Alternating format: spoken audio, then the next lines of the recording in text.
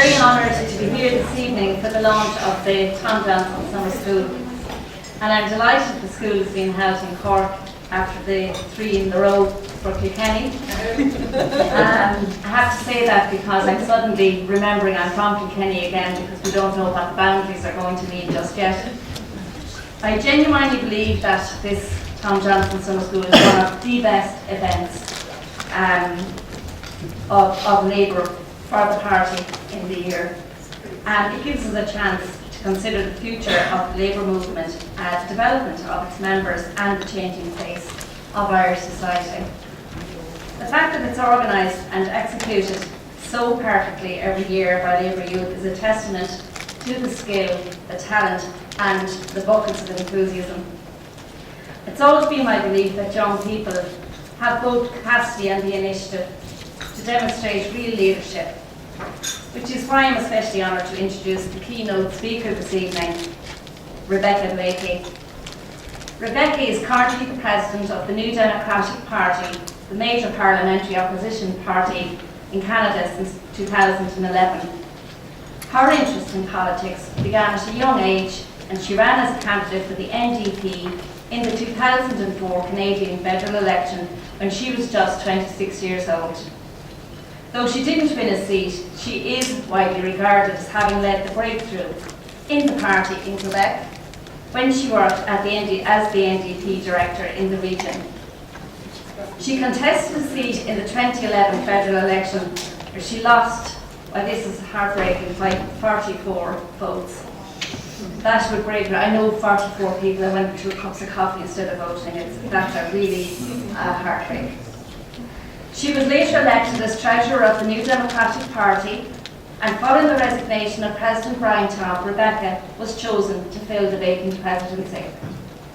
Rebecca has served the New Democratic Party in many ways, as an activist, as a candidate, as strategist, and now as its president. She's inspirational because of her long-standing belief in the party and because as well of her commitment to its growth and development.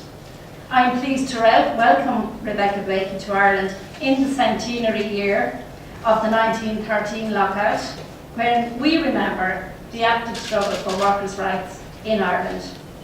International solidarity today allows us to fight for the rights of those in other nations. Across the world, labour movements have engendered real change through active struggle and concentrated effort. As a Labour MEP working with the Socialist and Democratic group in the European Parliament, I see every day the capacity of a determined group to stand up and fight for millions of people. I firmly believe that it's only through cooperation and solidarity that we can move into the future with new ideas, taking inspiration from those who have achieved as much as Rebecca has in so short a time. Her hard work and commitment remind me of the members of Labour youth in this room who constantly give so much time and effort to the development of the party. I am honoured to introduce to you now the President of the New Democratic Party, Rebecca Blakey.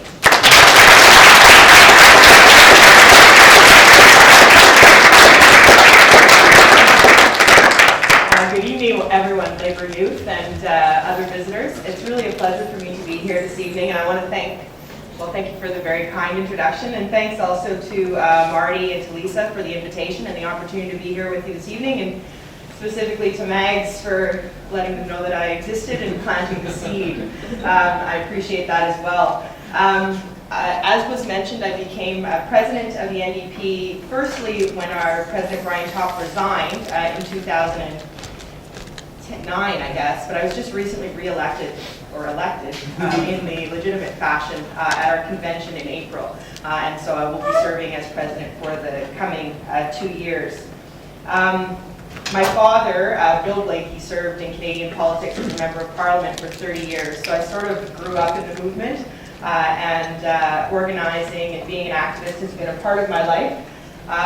Well, it's pretty much all that I've ever known, and I listened in my working life, so being president of the NDP is a volunteer gig in Canada. And so in my working life, I work with First Nations youth, and I listened very attentively to the panel that just took place here, and it's really sort of interesting just how much we have in common and how different issues come to the fore at the same time in many nations across the country. And mental health and suicide are a big issue in Canada right now. And I was just complaining the other night to Mags about how it gets portrayed as a white middle class issue.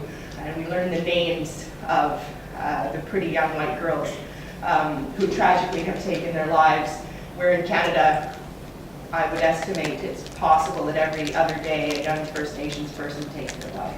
But it just doesn't make the news in the same way. So we share some of the same frustrations about the way that issues get portrayed, and we have a lot of the same work to do. But on to the topics of this evening. So as was mentioned, I have campaigned and worked for the NDP for a long time, and have also run as a candidate. I ran first against the Prime Minister in 2004, which was an interesting venture. I knew very well that I wasn't going to win. It was in Quebec in 2004, the NDP was at 2% in the polls. So it was really just a function of wanting to provide Quebecers with a choice that I was determined to convince them was a choice they would want to make in the future. And we always insisted in having somebody run in every riding to make sure that that choice was on the ballot. So that's what that run was about. Last time I ran in 2011, I did hope to win. As was mentioned, I lost by 44 votes, which, as you can imagine, is a bit of a frustrating loss. But had I won, I would be here as president addressing you this evening. So something good comes of everything. So I'm happy to be here tonight to talk to you about the NDP, both our promising future and our rich past, both the challenges ahead of us and some of the important lessons that we've learned along the way. Before there was the New Democratic Party in Canada, our party was called the Cooperative Commonwealth Federation. It was founded in 1932 and it was led by a man named J.S. Woodsworth. The same J.S. Woodsworth who 13 years earlier led one of the most influential strikes in Canadian history, the Winnipeg General Strike of 1919, when 30,000 workers walked off the job to fight for collective bargaining, better wages, and improved conditions. They galvanized workplace reforms for future generations and renewed the need for a strong labor movement in Canada. Both our parties have shared roots in our country's labor movements and in the brave battles of our working women and men. This weekend, you're marking the 100th anniversary of the 1913 lockout, and it's a pleasure to get to commemorate that with you, and it made me think of the Winnipeg General Strike. 5 years before the Winnipeg General Strike, which actually is my hometown, Winnipeg, the roots of your Irish Labour Party were born close by in Dublin, when 20,000 people took to the very streets many of you walk on every day to defend the rights of their fellow workers. And like you, I'm proud to be part of a political and activist heritage founded on social democratic and democratic socialist traditions. Podiums are always too low for me. It's a challenge. I have to look down more than I would like to. I'm proud to belong to a party with organized labor at its core, a party that represents working people, and a party that is working to build a more just, equal, and sustainable country within the global community. My party, like yours, puts people at the heart of politics. It's rooted in the farmer, labor, cooperative, feminist, human rights, and environmental movements, and in the faith communities that enrich our country. You Democrats believe in an economy in which the public, private, cooperative, and nonprofit sectors all contribute to sustainable prosperity for all. You Democrats know there is a positive role for government in creating the conditions for sustainable prosperity. And that's why we support a rules-based economy, both nationally and globally, an economy that allows governments to address the limitations of the market in serving the common good. This has never been more important. International trade deals are being negotiated quicker than ever before. In fact, very soon, our extremely right-wing Prime Minister, Stephen Harper, will travel to Northern Ireland for the G8.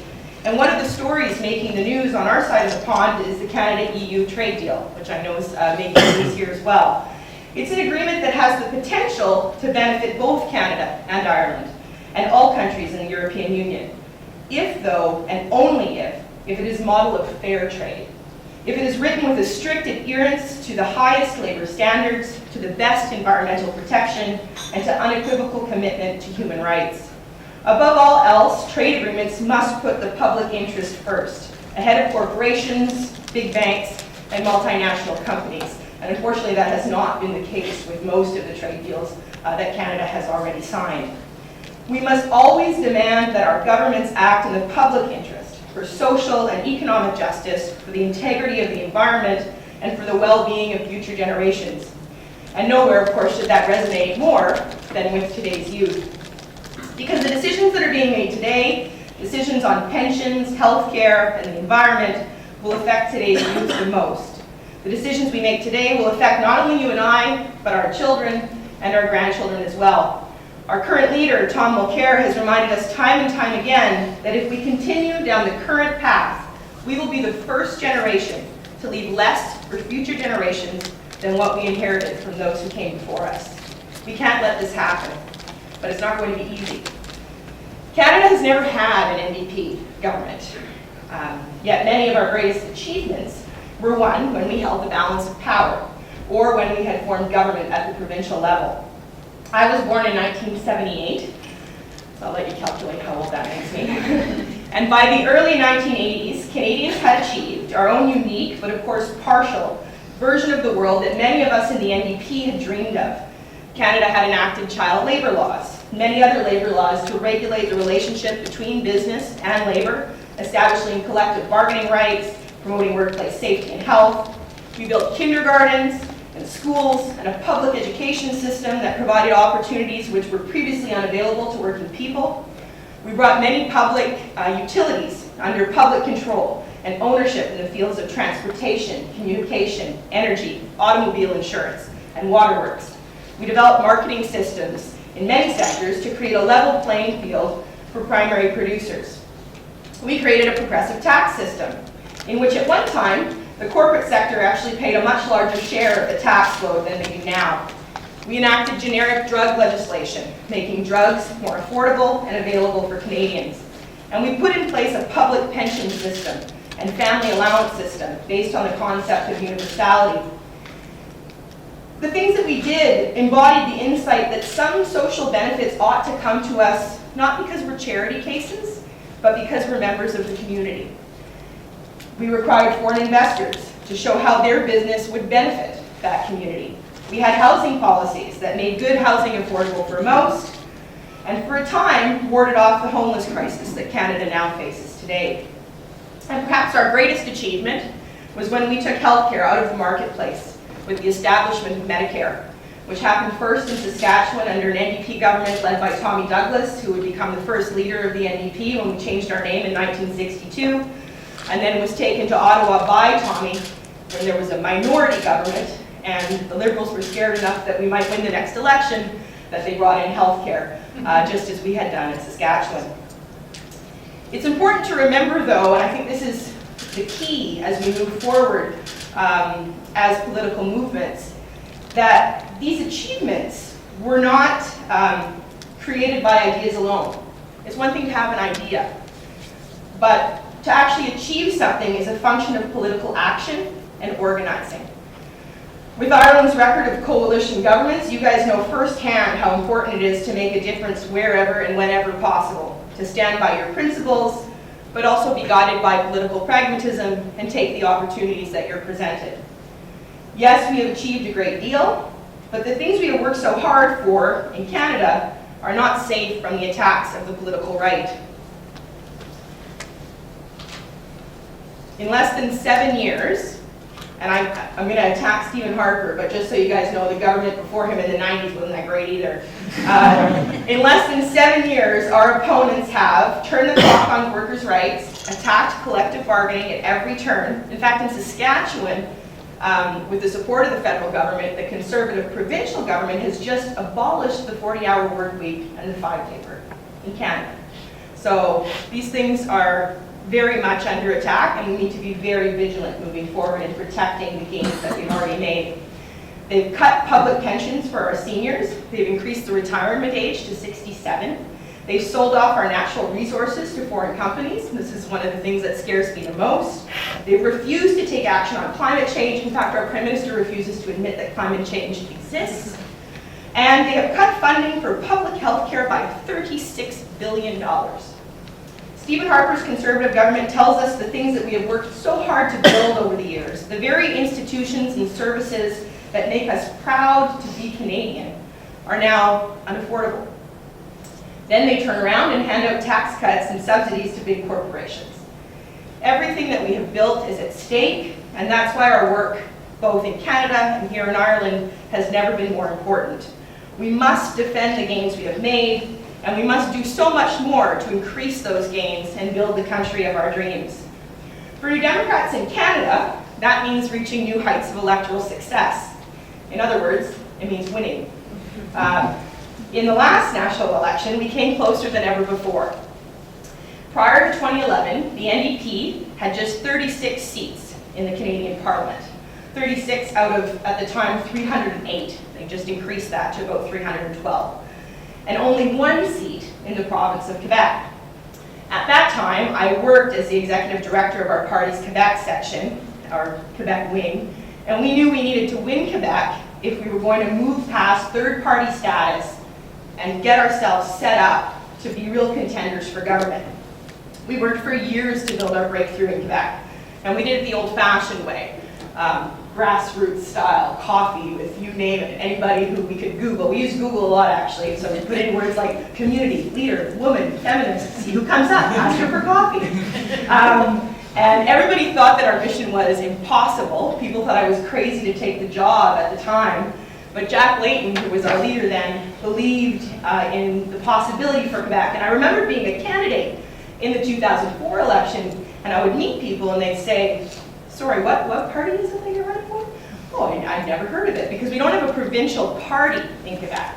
But what I found in my interactions with people was that their values were so much in line with the values of our movement that if only we could meet them, get them to know who we were, that I thought we had real potential to build something in Quebec.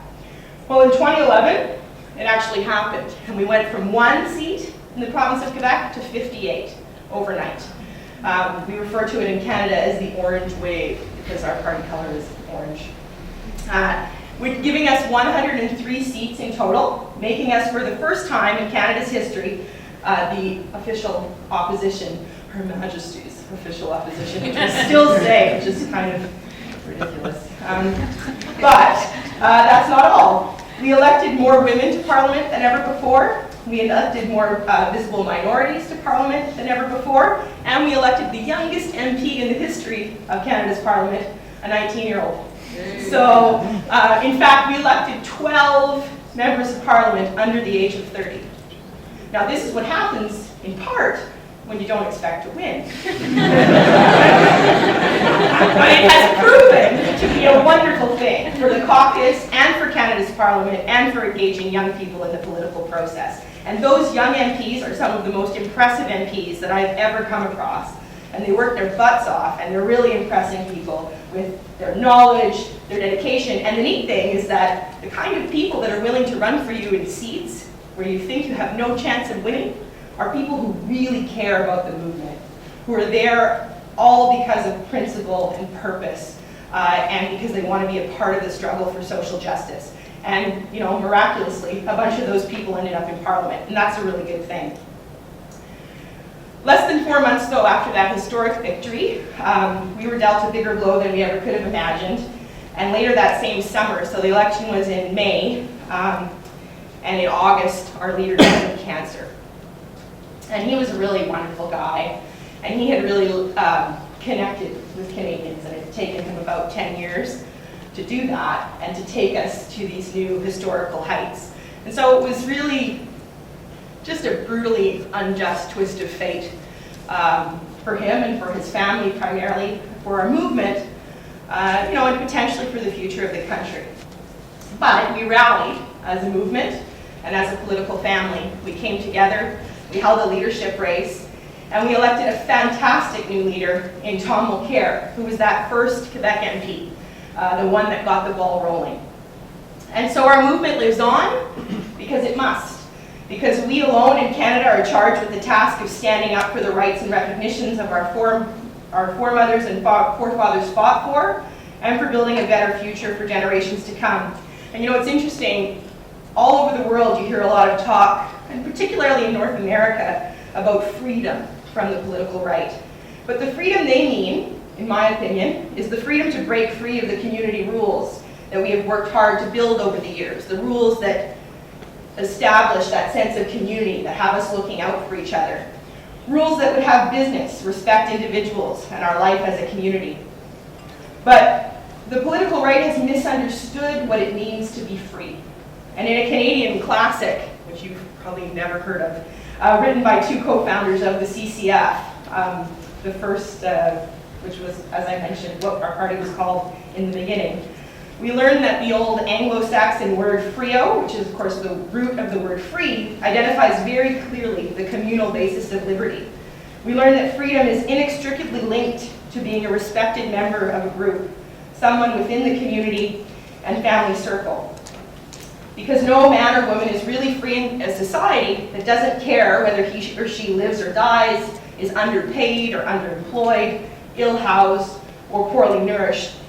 And I think there's another person who referenced this meaning of free, what it really means to be free, and did it very well, and is someone who I know a lot of us have been thinking about lately, and that is Nelson Mandela, who seems to be leaving us at this time. And he said it this way: to be free is not merely to cast off one's chains, but to live in a way that respects and enhances the freedom of others.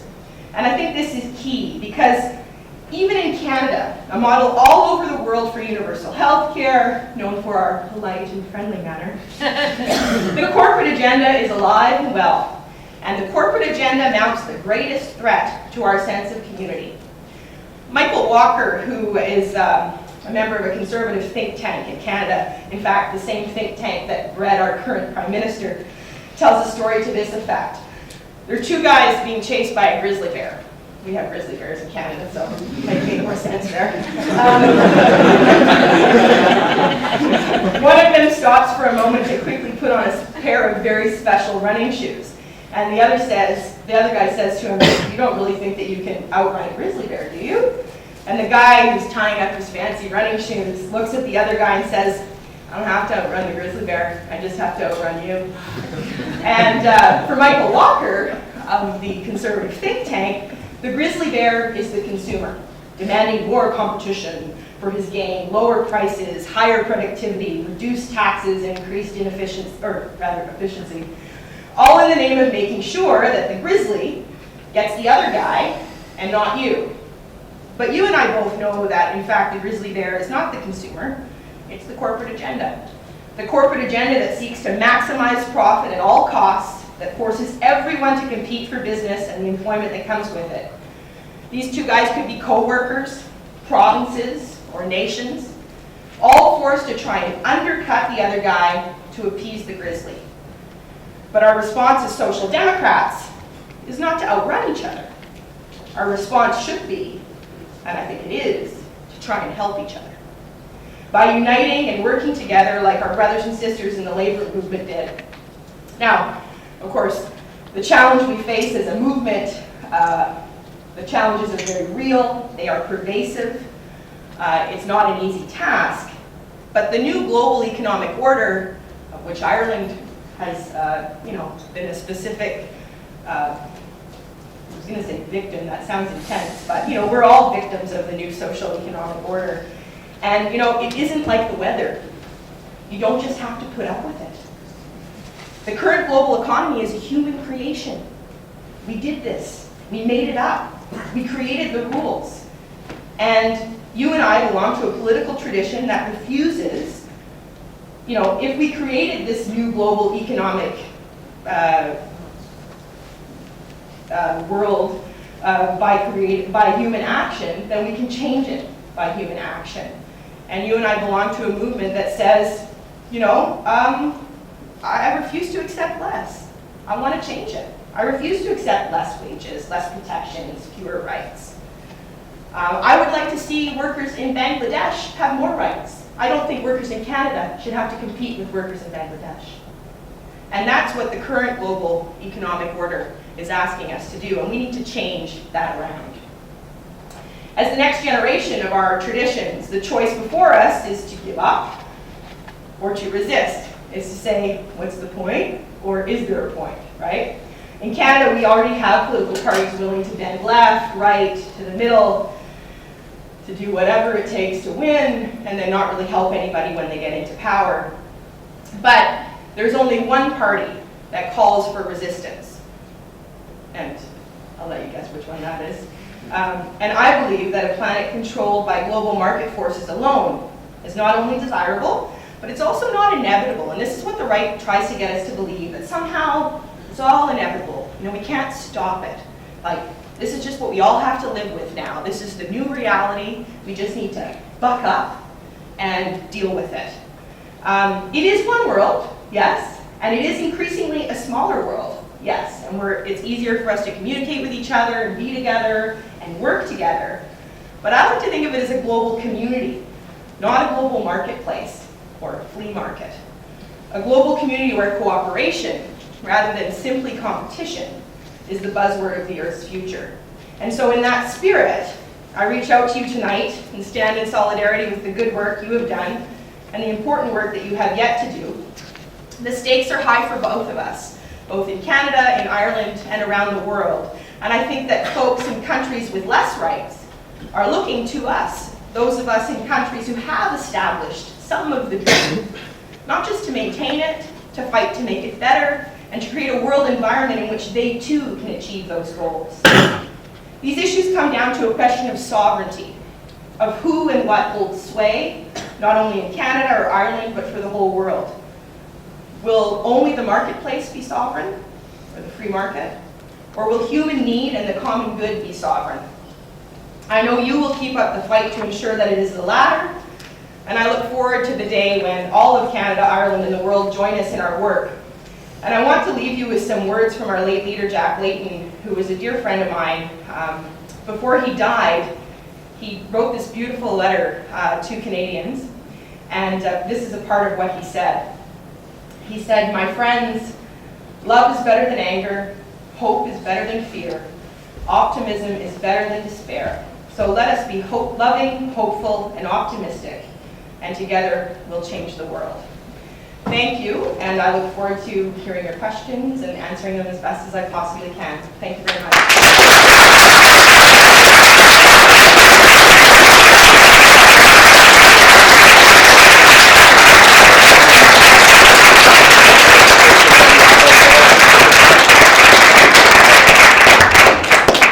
Thank you, Rebecca, for that wonderful speech. Quite incredible, and we're happy now to take some questions from the floor. Rebecca did say that before we started that our little contribution was the only thing between you and the bar. Yeah. So we're acknowledging that, but very happy to take questions for about 20 minutes. So there's a lady here in the front row and then a gentleman behind her. The lady in red. Hi, sorry, my name is Anouk, so I apologize for my really bad English. I'm French, I will try to be clear. Je peux me demander en français si tu veux. Yeah, but I will be polite. I will respect that I'm just a host, so I will try to be clear. For instance, in my country, we heard a lot about a demonstration of students because of the cuts in the university, the budget of the cuts, I think it was cuts in the university budgets and the reform. And so my question was, what was your strategy, the strategy of your party, and what is your success in this field? And yeah, thank you very much. Thanks for that question. We'll take another question, the gent behind. Rebecca, you talked about winning earlier in elections, and you mentioned Stephen Harper. But the problem isn't Stephen Harper and his Conservatives, it's Justin Trudeau and his Liberal Party. What are your plans to stop voters from drifting back to the Liberal Party that's kept you in third place for so long? There's one more question, we'll take them in banks of three. This gentleman in the second row.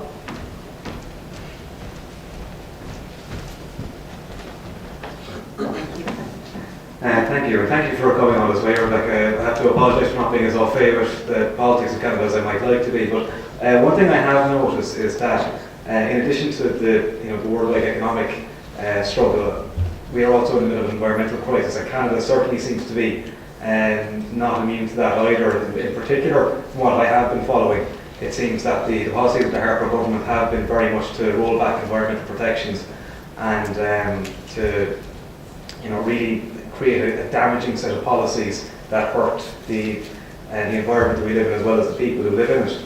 And I'm often struck by this challenge that there is in social democracy in trying to balance what is often a growth-led agenda in promoting prosperity for people with the requirement to protect the environment as well. I'm just wondering how the NUP tends to approach this, in recognising those dual concerns and their importance.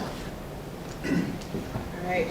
So first of all, the student strikes that you referenced happened primarily in Quebec. We referred to it as le printemps érable, or the maple spring. And what happened was that the Liberal government there was going to raise tuition rates. And Quebec has had a tuition freeze for a very, very long time, and they have some of the most affordable post-secondary education in the country. And in a very exciting turn of events, everybody took to the streets, and then everybody else joined them. And for months and months on end, people marched in the streets every night, and they started using pots and pans, so they would take pots and pans out with them and bang them in the streets. And it was a very exciting time in Canadian politics. Now, what did we do? So this is, interesting. So in Canada, there's federal, and then there's the provinces, and education is a responsibility of the provinces. Now, particularly in Quebec, there's real sensitivity on federal members of parliament or federal political parties commenting on provincial matters of jurisdiction.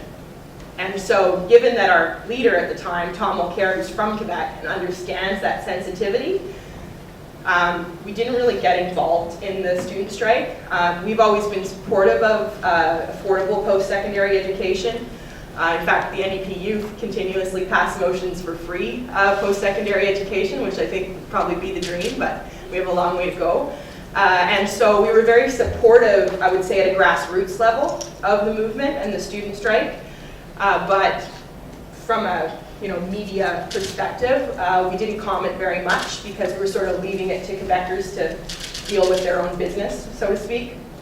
But I think it was, we all got a bit of inspiration from it, and many of our members of parliament from Quebec did march in the streets with the students. Justin Trudeau, well, we've had some recent polls because Justin, so for those of you that don't know, there was a guy that was the Prime Minister of Canada. His name was Pierre Elliott Trudeau, and he was the Prime Minister twice, once in the 60s and then once in the late 70s into the early 80s. And he's long gone, but his son, Justin, just became leader of the Liberal Party. This is the fourth leader that the Liberals have had in a quite short period of time. But there is much hope within Liberal ranks that Justin will be the guy that sort of brings the party back to life. And I think, he does have a lot of name recognition, and there is a lot of excitement around him, particularly because he's young for a political party leader. He's only about 40, 39. Jack Layton always used to say that if you want to, he was a swimmer, so he would say, if you're in a race and you're heading for the end of the pool, the worst thing you can do, no matter how tempting it is because you feel that guy creeping up on you, don't turn around and look at him. And so we're focused on Stephen Harper and Stephen Harper's agenda, and we're also focused on communicating to Canadians that Justin Trudeau's agenda when it comes to the economy and the environment, so far, is exactly like Stephen Harper's. Now, Canadians have trouble believing that because there is sort of this myth in Canada that the Liberals are a middle or a center party or a center-left party. Now, interestingly enough, Justin Trudeau's father was probably the closest that the Liberals ever came to being a center-left party in Canada. And part of the reason for that was because he governed in a minority parliament with the NDP at his heels. And in cooperation with Trudeau at that time, they brought in many NDP policies. Because Trudeau had actually been a member of the NDP when he was younger. And then when he decided he wanted to be Prime Minister, he joined the Liberals. So, Now, Justin, on the other hand, nobody seems to know quite yet exactly what his policy perspectives are, but when he has pronounced himself, particularly on the tar sands, which we'll get into in a second with your question, and on the economy, there's very little difference between him and Stephen Harper. So, you know, one of our struggles though in Canada is we don't have PR. We got first past the post. So Stephen Harper currently has a majority parliament in which he can get away with anything. There's nothing we can do to stop him. He only got 39% of the vote in Canada. And so the challenge is, for people on the left, even some people within our own party, to not get discouraged when we're closer than we've ever been before and somehow think that the Liberals, just because they got this fancy guy in charge now, even though they only have 30 seats and no movement on the ground, but maybe lots of money, are going to overtake us, and that we should all abandon ship and run over to back to the Liberals, or go to the Liberals, to make sure that we defeat Stephen Harper. Two things that aren't true about that, I think, is one, New Democrats aren't moving. New Democrats have never moved, and we have the largest political universe in the country. So we know that there are more people willing to vote NDP than are willing to vote for anybody else. We need to go reach out to that universe and let them know that only by voting NDP will they get the change that they really need. Because I think the economy and the environment are two of the most important issues facing Canada and the world. And so, you know, yes, Justin Trudeau likes women more than Stephen Harper. And yes, it's important to like women. And yes, Justin Trudeau is not a homophobe, and Stephen Harper is. And yes, that's very important, right? But women will still be poor if Justin Trudeau is the Prime Minister. And so he can like them all he wants. But unless he's willing to challenge the system that puts many more women in poverty, then it doesn't really make much of a difference how many nice things he says about women while he's doing that. And so I think that's, you know, the message that we need to get across to Canadians is, you know, the Liberals haven't changed. They were the people that started us down this path in the 90s.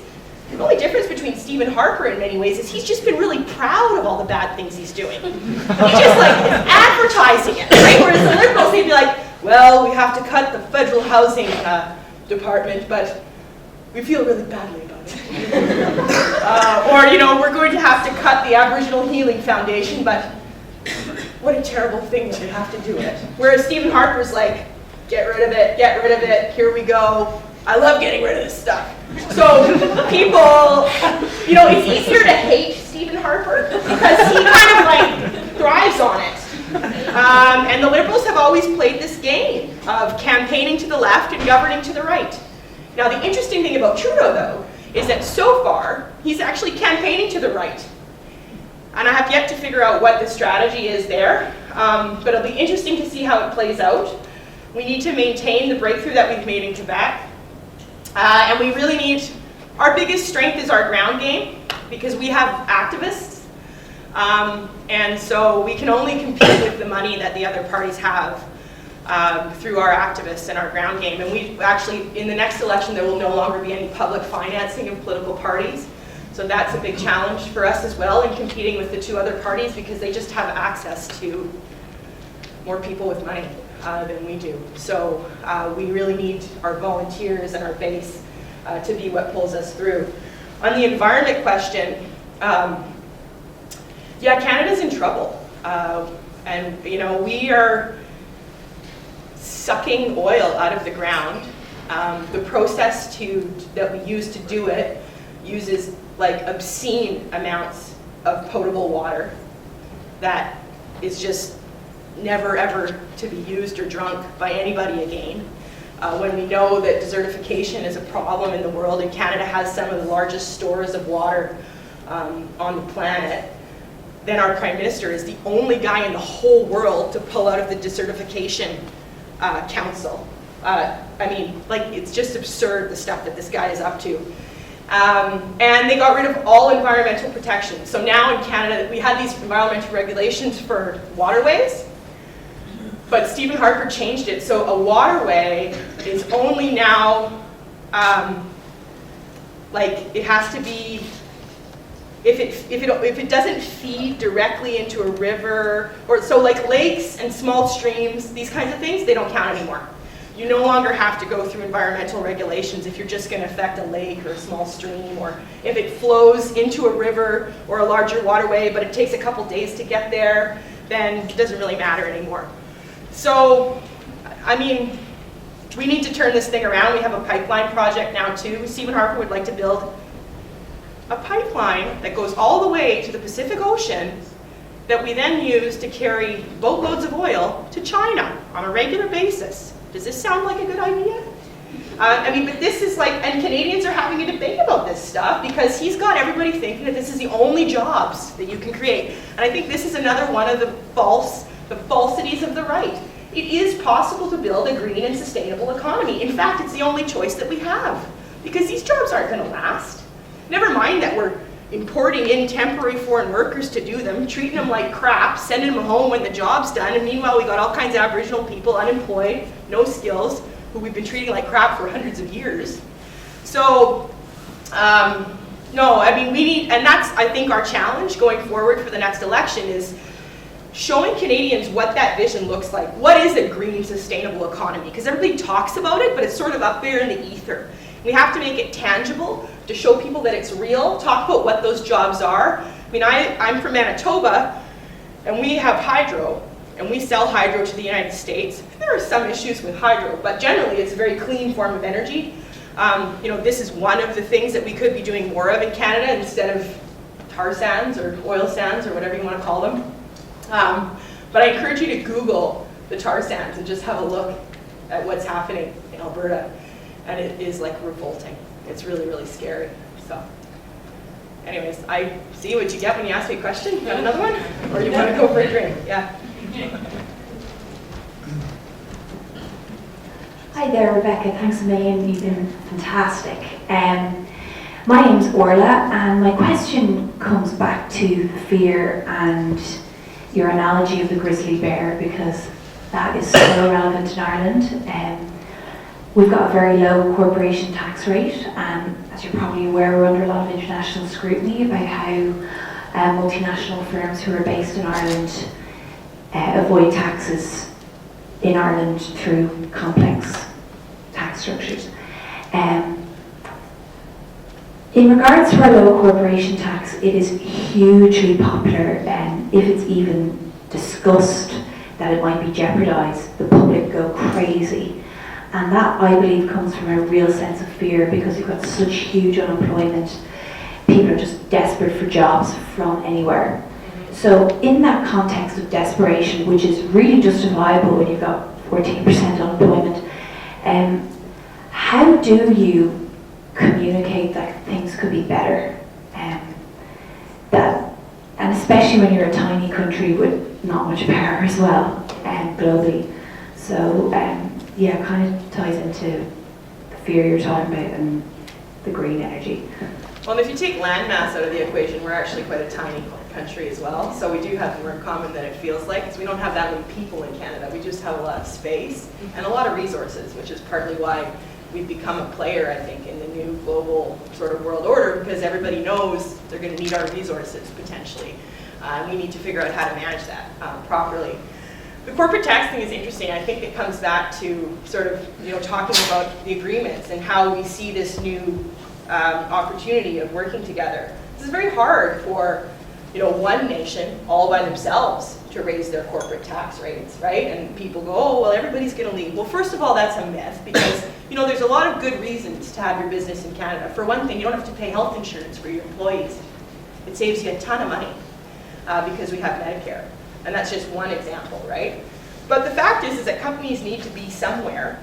And if we were working together, you know, this is sort of like solidarity and movement building, I think we could create a situation in which we weren't all competing for the bottom, but competing for the top.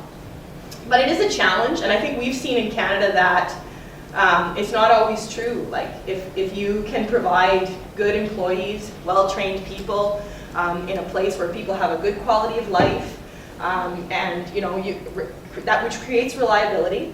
If you have good social services, so that when people are sick or they get hurt at work, or other things like that. It's not entirely up to the company to respond, but the society has infrastructure that benefits the company and their ability to do so. These things all contribute to profitability, efficiency, and success. So I think we just have to kind of like always be deconstructing the myth. I mean, there is an extent to which it's not entirely a myth. It is somewhat true. One of the things that we've done in Manitoba, where we've been in power, is to say, well, what we're going to do is we eliminated the small business tax. So, and then it sort of allows us to show people, look, we're not anti-business. And those mom and pop businesses, we want them to thrive, because actually they're the ones usually paying better wages and keeping employees long term, and those jobs will always stay in Manitoba because that's a Manitoba business. And so if we can keep our corporate taxes sort of like relative to, because that's the thing, they're not even relative to anything anymore. You know, they don't, these huge massive oil companies in Canada, not only do they don't pay taxes, but they say they want to come in, and then we're like subsidizing them. Like, who are we subsidizing here? These are the richest people in the world. Even IKEA, we were having IKEA come to Winnipeg, and like, you know, I'm a human being, I was excited about IKEA.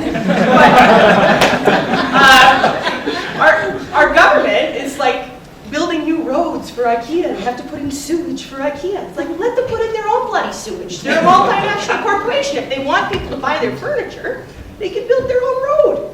But we're subsidizing these huge, right? Meanwhile, we can't even get social housing units, 3 of them built for like 250 grand. So it's just about, I think, changing our priorities and like being really honest with people. Like, okay, so what exactly are you getting out of this, right? Because I think, you know, for example, I know Google's here in Ireland. Well, I bet you Google loves being in Ireland. So it's not like they're just going to pick up and decide that, you know, they'd be better off in Mozambique. Right? Because a lot of the infrastructure that Ireland has is beneficial to them working here, right? So, and you know, sometimes a company will get up and leave, but that's going to happen a couple times. Some of us are going to have to be courageous. Canada isn't being courageous right now, and so I don't expect that Ireland, you know, has to be the first one out the gate or anything, but I think it is possible. Any other questions?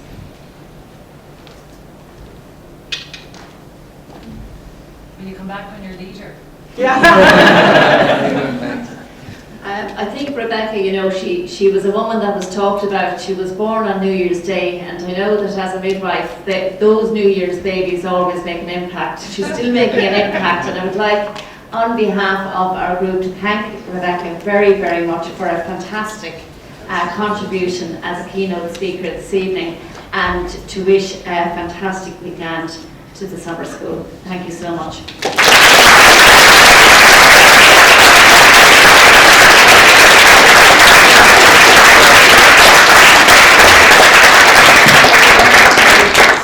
Everyone hold your horses. I just want to make a couple of brief announcements. My name is Aileen Harvey, and I'm the chairperson of Labour Youth, and like I said, I'd just like to make a couple of brief announcements before we move on to what I'm sure will be a very civilised evening in the bar, if you know what's good for you. So just first of all to say thanks first of all to Rebecca Blakey in particular, and all our panellists and contributors this evening. If today is anything to go by, I'm sure we're in for a fantastic, thought-provoking weekend in which we can, you know, discuss the direction of the Labour Party and, you know, the left in general across the world. I'd also like to say thanks to everyone who's been tweeting throughout the evening. I'm not sure if anybody saw it, but we are now trending. TJ13 is trending in Ireland, and we'd like to keep that up for the whole weekend. So if you could all contribute to that, that would be fantastic. Also, proceedings tomorrow start at 10 a.m. This does not mean 10:30 a.m. and I would like us to challenge the idea that Irish political events never start on time by being here at 10 a.m. tomorrow morning. Okay.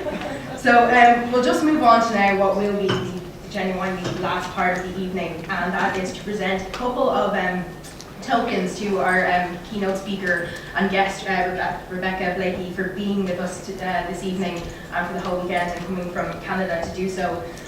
This is in recognition of her work in progressing young people, and in particular the work of young females in the world of politics in Canada and in her own party. And it was really great to hear her say about the amount of work that the young MPs are doing in Canada, and I hope that people in Labour Youth are paying attention to what she said, and keep in mind the local elections are coming up and, in 2014, and if anybody, you should all put your money where your mouth is and go forward for these things. Also, as a young trade unionist, I was actually really pleased to hear her talk about her party's roots in the trade union movement, and the fact that we have to continue to ensure that the things that were won for us by the hardworking men and women of Canada and Ireland are kept in place, and not only just to keep them, but to continue to progress the work of young workers in both our countries. So if you want to come up, we just have a couple of small tokens to give to you. The first of which is a copy. So much paper, it's over here. Also, it's interesting to see that I have the exact opposite problem with podiums that Rebecca has. I can see over it for a change. But first of all, we'd like to present you with a copy of the Labour Youth Constitution, which was passed in 1978. And many things in that. Year I was born. Oh, yeah. And that's a courtesy of the Labour Party archive. Wow. We'd like you to have to remember your time here and the fantastic contribution that you made. The other thing that we want to give you is an address of our then party chair, Michael D. Higgins, who is now the President of Ireland, which we are all very delighted about with Labour Youth, because he was a great friend of ours. And his speech to the 1985 conference in Cork, back in the People's Republic, entitled Defeating the Politics of Fear. And as was said earlier, this is obviously something that is very important today, and and it's something that we should all try and overcome. So thank you very much for being here.